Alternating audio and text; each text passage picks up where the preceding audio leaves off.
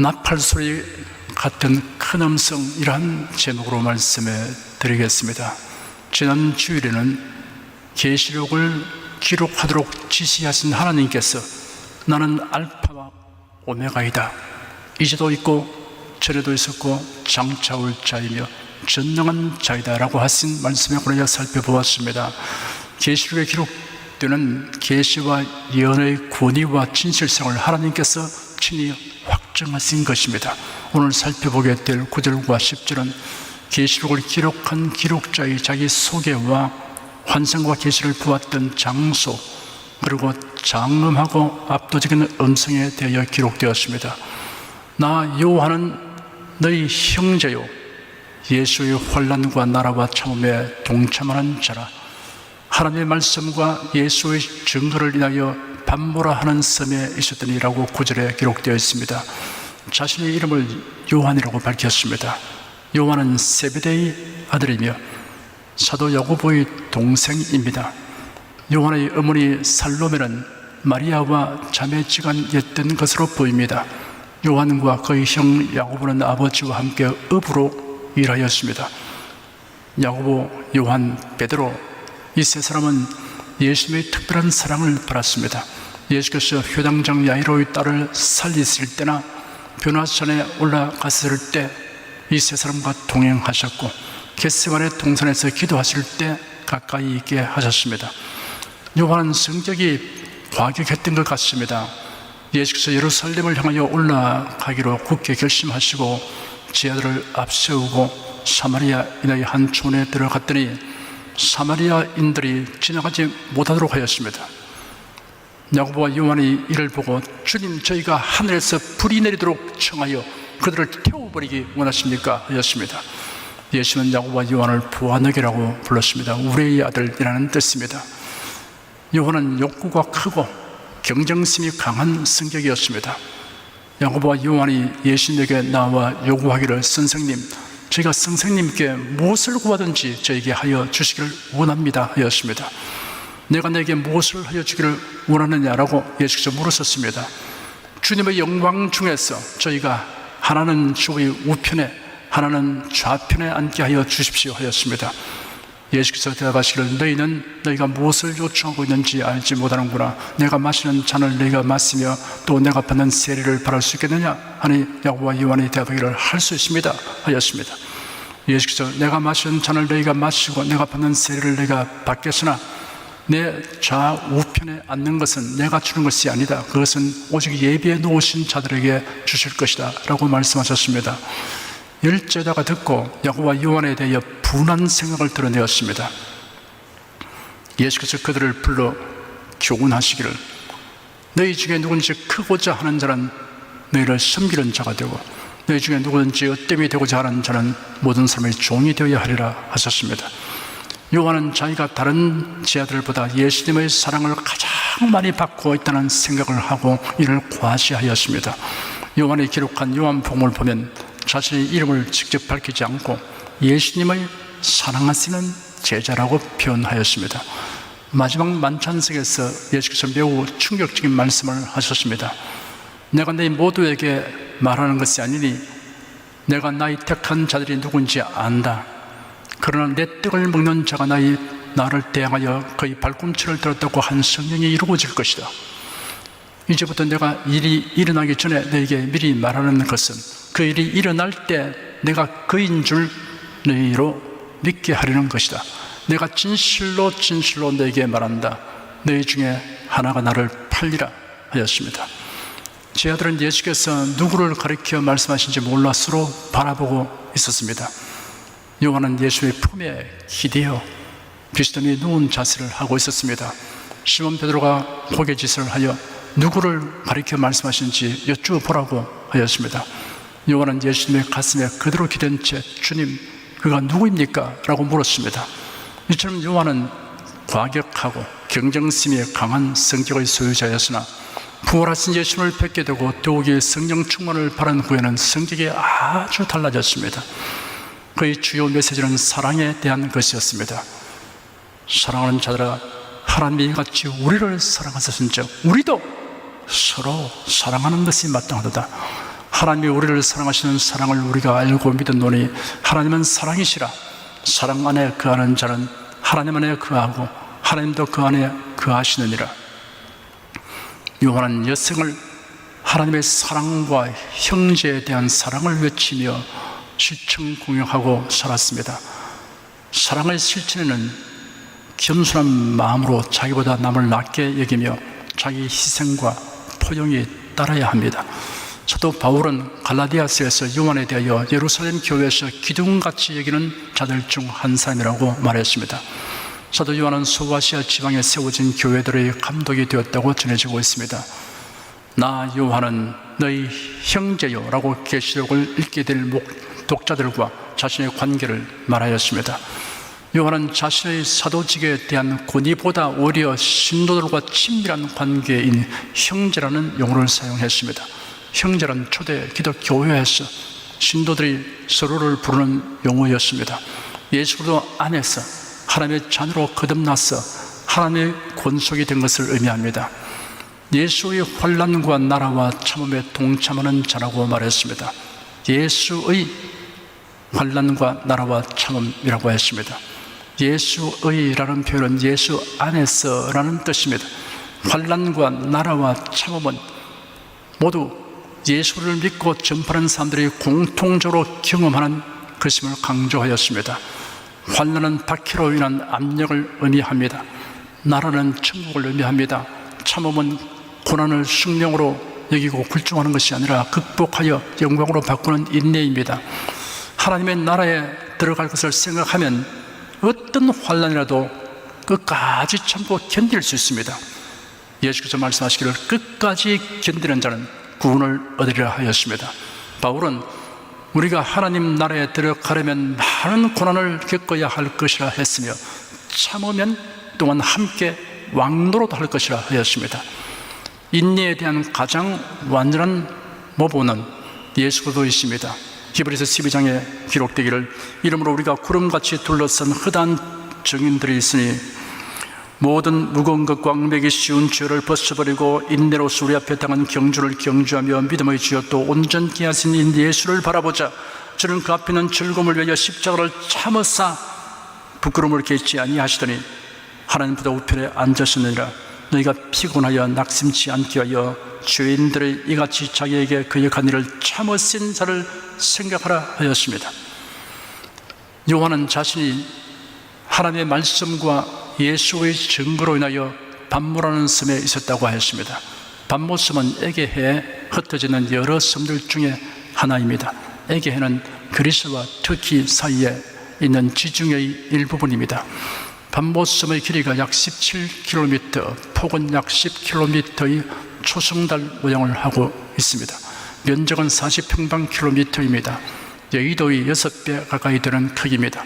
지표는 화강암으로 되어 건조하고 황량한 불모지였습니다.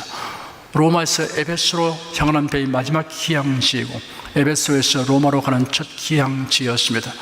로마 시대 이 섬은 특히 도미티안 황제와 디오클레티안 황제의 지세하에서 반역자와 범죄자의 유배지로 사용되었습니다. 오늘날 이곳에는 1088년에 세워진 수도원이 자리하고 있고 섬 남쪽에 요한이 환상을 보았다고 전해지는 계시의 동굴이 있습니다. 이곳을 팔모사라고 부릅니다. 요한이 반모섬에 가게 된 이유를 하나님의 말씀과 예수의 증거로 인하여라고 설명하였습니다. 학자들 중에는 하나님의 말씀과 예수의 증거를 전하기 위하여라고 해석하기도 하고 하나님의 말씀과 예수의 증거를 받기 위하여라고 해석하기도 합니다. 하지만 요한은 도미티안 황제 치하에서 황제 숭배를 거부하고 하나님의 말씀과 예수를 전파하다가 로마 당국에 의해 체포되어 유배되었음이 확신합니다. 주의 날에 내가 성령에 감동하여 내 뒤에서 나는 나팔소리 같은 큰 음성을 들으니라고 10절에 기록되었습니다. 주의 날이라고 하였습니다. 안식일이 지난 첫날 곧 예수님이 부활하신 날을 가리켜 주의 날이라고 부릅니다. 성경에 보면 교회가 예수님이 명하신 대로 행하는 성찬을 가리켜 주의 만찬이라고 부르듯이 예수께서 부활하신 날을 주의 날이라고 부릅니다. 주일은 주의 날을 줄여서 말한 것입니다. 이런 관례에 따라 교회는 일요일을 주일이라고 부릅니다. 안식일과 주의 날을 혼동하는 사람이 들어있습니다. 안식일과 주일은 완전히 구분된 날입니다. 구약의 율법은 안식일을 철저히 지키도록 명령하였습니다. 출애굽기 31장 13절에 너는 이스라엘 자손에게 구하여 이르기를 너희는 나의 안식일을 지키라. 이는 나와 너희 사이에 너희 대대의 표징이니 나는 너희를 거룩하게 하는 여호와인 줄 너희로 알게 함이라 라고 명령하고 있습니다. 안식일로 번역되어 있으나 정확히 말하면 안식일들이라고 복수로 되어 있습니다. 레위기 23장에 보면 7월의 1일, 10일, 15일, 23일 모두 안식일입니다. 안식일들 중에 매주간 돌아오는 제7일 안식일은 금요일 해질 때부터 토요일 해질 때까지입니다. 안식일을 지키는 방법이 성경에 명시되어 있습니다. 안식일의 24시간 동안 집에 머물러 있어야 합니다. 완전히 휴식의 날이었지 모임이나 축제를 위한 날이 아니었습니다. 아무도 어떤 종류의 일도 해서는 안 됩니다. 가축이나 나그네까지도 일을 해서는 안 되며 불을 지펴서도 안 됩니다. 제7일 안식일을 지키지 않는 경우에는 심하게 벌을 받았습니다. 어떤 사람이 안식일에 나무를 했다는 죄로 인해 백성들이 그를 돌로 쳐 죽였습니다. 오늘날도 안식일을 지켜야 한다고 주장하는 사람들이 있는데 그러면서도 자신은 성경에 명하신 대로 철저하게 지키지를 않습니다. 안식일을 지켜야 할 대상은 구약시대의 이스라엘 백성이었습니다. 이방인에게나 교회에게 주신 율법이 아닙니다. 안식일에 대한 이해를 돕기 위하여 설명을 조금 부연하겠습니다. 이를 위해 구약의 성소, 제물, 대제사장에 대하여 먼저 언급하겠습니다. 구약의 성소, 제물, 대제사장은 참것의 그림자입니다. 그림자의 참 형상이신 그리스도께서 대제사장으로 오셔서 염소와 송아지의 피로 아니하고 오직 자기 피로 영원한 속죄를 이루셨습니다. 히브리서 9장과 10장의 이를 소상하게 다루고 있습니다. 9장 23절과 24절에는 그러므로 하늘에 있는 것들의 모형은 이런 것들로서 정결케 할 필요가 있었으나 하늘에 있는 그것들은 이런 것들보다 더 좋은 제물로 할지니라. 그리스도께서는 참 것의 그림자인 손으로 만든 성소에 들어가지 아니하시고 오직 참 하늘에 들어가사 이제 우리를 위하여 하나님 앞에 나타나시고라고 기록되었습니다. 하늘 성소의 모형으로서 지상에 있는 성소에서의 제사는 짐승의 피로서 정결케 하였으나 하늘 성소에서는 짐승 제물보다 더 좋은 제물이 요구되었습니다. 하늘에 계신 하나님께서 인간의 속죄를 위하여 요구하시는 것은 동물의 피가 아니었습니다. 죄가 전혀 없는 사람이 흘린 대속의 피였습니다. 대제사장이 대속죄일에 짐승의 피를 가지고 지성소 안으로 들어가서 피를 뿌림으로 자신과 백성의 죄를 속하는 의식을 행하는 것은 모형과 그림자 역할에 불과하였습니다. 모형과 그림자의 실체이신 그리스도께서 세상에 오셔서 자신을 속죄 제물로 드려 피 흘리셨습니다. 그리고 죽은 자 가운데서 부활하시고 승천하셨습니다. 이로써 하나님의 요구를 충족하게 하셨습니다. 그리스도께서는 이제 우리를 위하여 하나님 앞에 나타나시고라는 말씀은 참으로 감동적입니다. 인류 구속에 대한 아버지 하나님의 뜻을 이루시려고 대속의 죽음을 위하여 세상에 오셔서 그 임무를 다 이루시고 하늘에 오르시어 하나님 앞에 자신을 보이셨습니다. 그리스도의 대속 사역이 불완전하였다면 하나님에게 자신을 볼 수 없습니다. 그러므로 예수 그리스도의 성천은 구속 사역의 완전한 것임을 나타내신 것입니다. 우리를 위하여 하나님 앞에 자신을 보이시다고 하였습니다. 여기서 우리란 예수 그리스도를 믿는 자들을 의미합니다. 그리스도께서 하나님 앞에 자신을 보이심으로 그리스도인은 누구든지 하나님 앞에 나아갈 수 있게 된 것입니다. 여기 하나님 앞에라는 말은 하나님 면전에라는 뜻입니다. 하나님의 면전이란 이스라엘 백성들에게 두려움을 갖게 하는 것이었습니다. 죄 있는 인생으로서는 아무도 하나님을 대면할 수 없기 때문입니다. 그것은 곧 죽음을 의미하기도 하였습니다. 그런데 죽으셨으나 부활하시고 성천하여 우리를 위하여 하나님 앞에 자신을 보이신 예수 그리스도로 말미암아 하나님의 면전이 우리에게는 더 이상 공포의 장소가 아닙니다. 우리가 하나님의 보좌 앞에 담대히 나아갈 수 있게 되었습니다. 하나님을 아버지라고 부를 수 있게 되었습니다. 히브리서 10장 1절과 2절에 기록되기를 율법은 장차 오는 좋은 일의 그림자요 참 형상이 아니므로 해마다 늘 드리는 바 같은 제사로는 나오는 자들을 언제든지 온전케 할 수 없느니라. 그렇지 아니하면 섬기는 자들이 단번에 정결케 되어 다시 죄를 깨닫는 일이 없으리니 어찌 드리는 일을 거치지 아니하였으리요 하였습니다. 율법을 지켜 행함으로 죄를 사함받아 구원받을 사람은 한 사람도 없습니다. 하나님이 모세를 통해 주신 율법은 인간이 죄인이라는 사실과 죄를 대속하여 주실 구세주의 필요성을 절실하게 깨닫게 하여 주는 역할을 하는 것입니다. 구약의 제사법도 율법의 한 부분입니다. 매년 대속절에 대제사장이 자신과 백성의 죄를 속하려고 제물을 죽이고 그 피를 가지고 지성소로 들어가서 속죄소 위에 뿌리는 제사를 드리지만 그 황소와 염소는 짐승이므로 사람의 죄를 속할 수 없습니다. 이는 죄 없으신 구세주가 죄인을 위하여 대신 피 흘려 죽으실 것을 알려주는 역할을 하는 것입니다. 구약의 모든 율법, 모든 제사제법은 모두 구세주의 모형과 그림자입니다. 그러면 구약시대 제사를 행하는 것은 죄인에게 실제로 무슨 의미가 있는 것입니까? 그러한 제사가 장차 오실 구세주에 대한 믿음을 가진 것으로 간주되고 그 믿음으로 구원을 얻게 되는 것입니다. 그러면 모형과 그림자를 통해 실제이신 그리스도에 대한 믿음을 가져야 합니다. 그런데 모형과 그림자인 동물 제사가 그 자체가 구원을 주는 것으로 알고 행하는 것이 문제입니다. 어떤 사물을 보게 하려고 저기를 보세요 하면서 손을 내밀어 가리키니 손가락이 가리키는 방향에 있는 목표물은 보지 않고 손가락만 바라보는 것이나 다름없습니다. 아브라함이 제단을 쌓고 제물을 드리는 장면이 성경에 기록되어 있습니다. 아브라함은 구세주에 대한 믿음으로 행하였습니다. 그 사실을 예수님이 밝히셨습니다. 예수께서 유대인들에게 말씀하시기를 너희 조상 아브라함은 나이 때 볼 것을 즐거워하다가 보고 기뻐하느니라 하였습니다.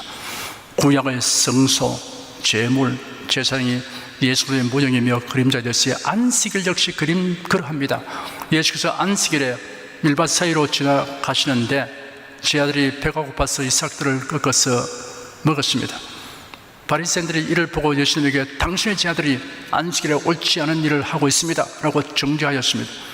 제 아들이 밀이삭을 자르는 행위는 안식일에 아무 일도 하지 말라는 안식일 법을 어기는 것이라 라는 판단을 한 것입니다. 예수께서 바리새인들에게 대답하시기를 안식일에 제사장들이 성전에서 안식일을 범하여도 죄가 되지 않는다는 것을 너희가 율법에서 읽지 아니하느냐. 내가 너에게 말하니 성전보다 더 큰 이가 여기 있다. 인자는 안식일의 주인이다 하였습니다. 안식일 법은 예수도 안에 있는 참되고 영원한 안식에 대한 모형과 그림자인 것입니다. 예수께서 말씀하시기를 수고하고 무거운 짐진 자들아 다 내게로 오라. 내가 너희를 쉬게 하리라 하였습니다.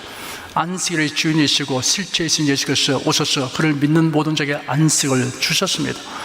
앞에서 언급한 안식일과 주의 날을 혼동하지 않아야 한다는 점에 대해 설명을 마저 하도록 하겠습니다.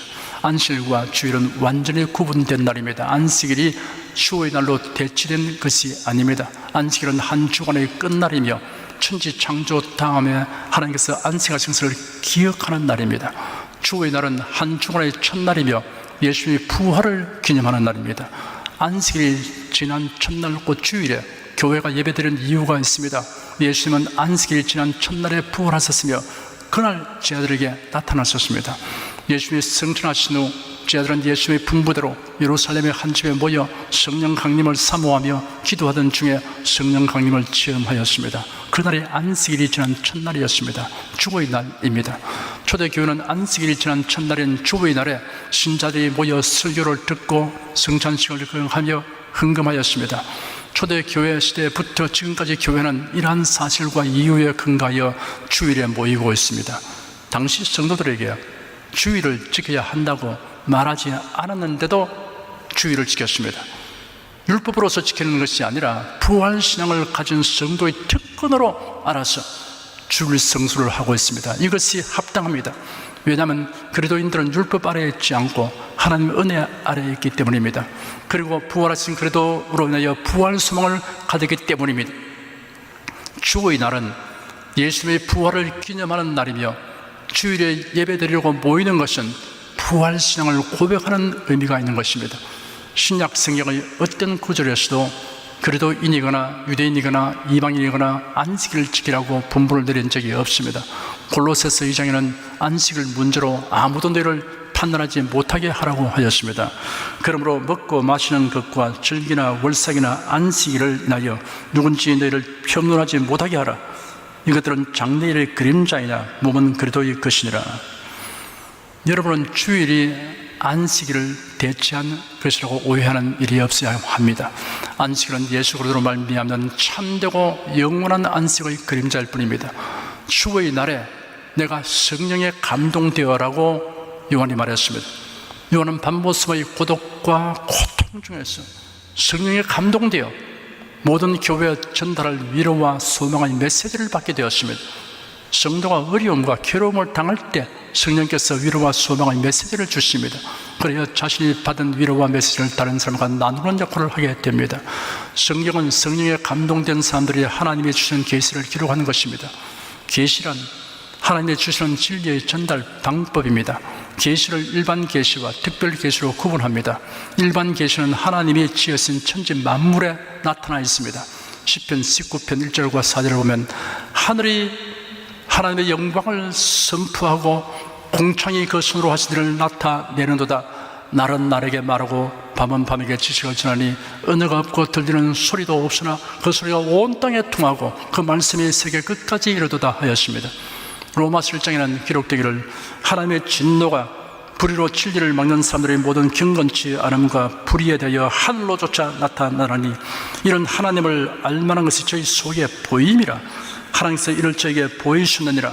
창세로부터 거의 보이지 아니한 것들 곧 거의 영원하신 능력과 신성이 그 만드신 만물에 분명히 보여 알게 되나니 그러므로 저희가 핑계치 못할지니라 하였습니다. 그러나 일반 계시로서는 하나님에 대한 지식을 온전하게 얻을 수는 없습니다.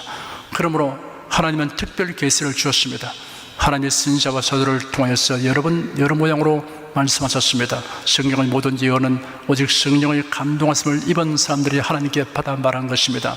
성경 기록자들이 글을 쓸 때 하나님께서 성령으로 그들의 지식과 재능과 생각을 주관하셨습니다. 요한은 나팔 소리 같은 큰 음성을 들었다고 하였습니다. 나팔 소리는 중요한 일을 알리며 주의를 집중시키는 데 효과적입니다. 본래 전쟁터에서 군인들을 소집하고 또 작전 지시를 알리는 신호나 경고로 주로 사용되었습니다. 성경에서 나팔 소리는 하나님의 계시와 관련되어 등장하고 있습니다. 모세가 하나님의 명령을 받을 때 나팔 소리가 울렸습니다. 시내산에서 울려 퍼진 나팔 소리는 하나님의 장엄한 임재를 나타내었습니다. 모세가 하나님을 만나려고 장막으로도 백성들을 데리고 나왔습니다. 그 전에 아침에 천둥 소리가 나고 번개가 치며 짙은 구름이 산 위를 덮고 아주 큰 나팔 소리가 들리니 진해에 있는 모든 백성들이 떨었습니다. 백성들이 산 기슭에 서 있는데 시내산의 연기가 자욱하니 이런 여호와께서 불 가운데서 그곳에 내려오시기 때문이었습니다. 그 연기가 온기가마 연기같이 올라가고 온 산이 크게 진동하였습니다. 나팔 소리가 점점 크게 울렸는데 모세가 말씀을 드리자 하나님께서 음성으로 대답하셨습니다. 여호와께서 시내산 꼭대기에 내려오셔서 모세를 산 꼭대기로 부르심으로 올라가서 하나님 말씀을 듣고 내려가서 그들에게 말하였습니다. 모든 백성이 천둥과 번개와 나팔 소리와 산의 연기를 보고 떨며 멀리 서서 모세에게 말하기를 당신께서 저희에게 말씀하시면 저희가 듣겠으니 하나님께서 저희에게 직접 말씀하시지 않게 해 주십시오. 저희가 죽을까 두렵습니다 하였습니다. 나팔 소리로는 음성과 같은 내용을 전달할 수 없습니다. 요한은 나팔 소리 같은 큰 음성을 들었다고 했습니다. 나팔 소리가 큰 음성을 형용하는 비유일 수 있습니다. 크고 압도적인 음성이라는 뜻입니다. 요한이 들은 음성은 장엄하고 압도적이었습니다. 밤모습의 정막을 깨뜨리는 파도 소리, 바람 소리, 갈매기 소리는 나팔 소리 같은 큰 음성에 압도되었습니다. 나팔 소리 같은 큰 음성에는 요한이 기록해야 할 분명한 메시지가 있었습니다. 다음 주일부터 그 메시지를 살펴볼 때 그 메시지가 저와 여러분의 심령에 장엄하고 압도적으로 들리게 되기를 바랍니다.